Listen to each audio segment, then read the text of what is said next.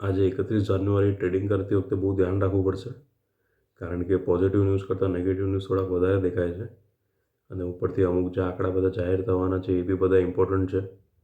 એટલે આ 3 દિવસથી વધારો થતો હતો એટલે એકદમ ઉત્સાહમાં આવી નહીં જતા, થોડું ધ્યાન રાખવું પડશે.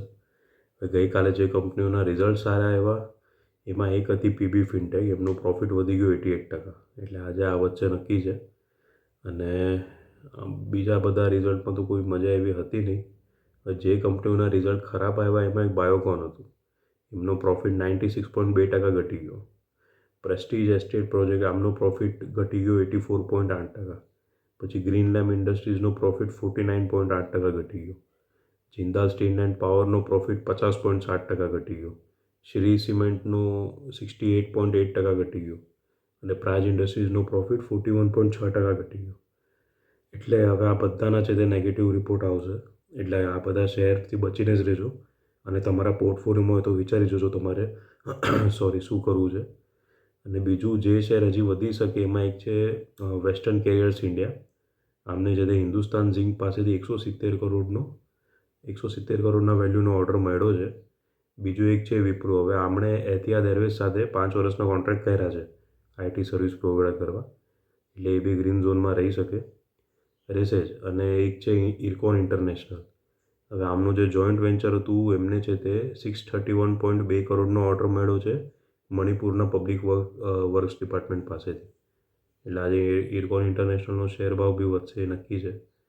બીજું આજે મહત્ત્વના રિઝલ્ટ જોયું તો મેરિકોનું છે, પછી એલઆઈસી હાઉસિંગ ફાઇનાન્સનું છે, ઓએનજીસીનું છે, IndusInd Bank, Nestle India, Punjab National Bank, UPL, Bandhan Bank, Vedanta, Aster DM Healthcare, Cholamandalam Investment છે, યુનિયન બેંકનું રિઝલ્ટ છે આજે, Equitas Small Finance Bank, Poonawalla Fincorp, Vishal Mega Mart, IRB Infrastructure Developers, Jubilant Pharmova, Jyothy Labs, Godrej Agrovet અને આઇનોક્સ વિન્ડ.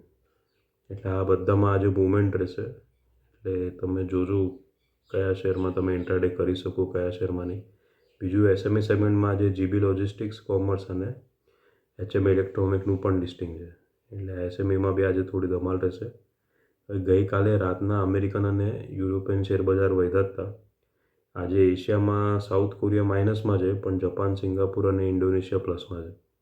આપણું gift Nifty જરાક 0.05% પ્લસમાં છે. એટલે આમ તો સંકેત એવા છે કે ફ્લેટ ખુલે, પણ પછી કેવું છે આજે હવે ઇકોનોમિક સર્વે જાહેર થશે. એટલે એમાં બધા મહત્ત્વના આંકડા કેવા આવે છે એના આધારે છે તે પછી માર્કેટમાં બહુ ઉપર નીચે થઈ શકે. એટલે ઇકોનોમિક સર્વે ઉપર આજે થોડું ધ્યાન આપજો, અપડેટ આવતા જ રહેશે બધા. અને બીજું કાલે હવે બજેટ છે. નોર્મલી હું શું કરું છું, 9 વાગ્યા પહેલાં આવી રીતે એક વિડીયો મૂકું છું કે કયા શેરમાં શું મુવમેન્ટ રહેશે એની. કાલનું પ્રિડિક્ટ કરવું બહુ જ હાર્ડ છે. એટલે કાલે છે તે બજેટ જાહેર થઈ જાય પછી જ એક વિડીયો બનાવશે. પણ એક વસ્તુ પ્રિડિક્ટ થઈ શકશે કે એસ્ટ્રોલોજીના હિસાબે આપણો દિવસ કેવો રહેશે. તો બપોરે હું એક વિડીયો મૂકું છું કે તમારી જે પણ રાશિ છે તો કાલે તમારો દિવસ સારો રહેશે કે ખરાબ રહેશે. એટલે એ હિસાબે તમે ડિસિઝન મેકિંગ કરી શકો. જે નોર્મલી હું શનિવારે મૂકું છું સોમથી શુક્રનું, આ વખતે હું આવતીકાલ માટેનું મૂકી દઈશ બપોરના 1 થી 2ની વચ્ચે જે વિડીયો મૂકીશ એમાં.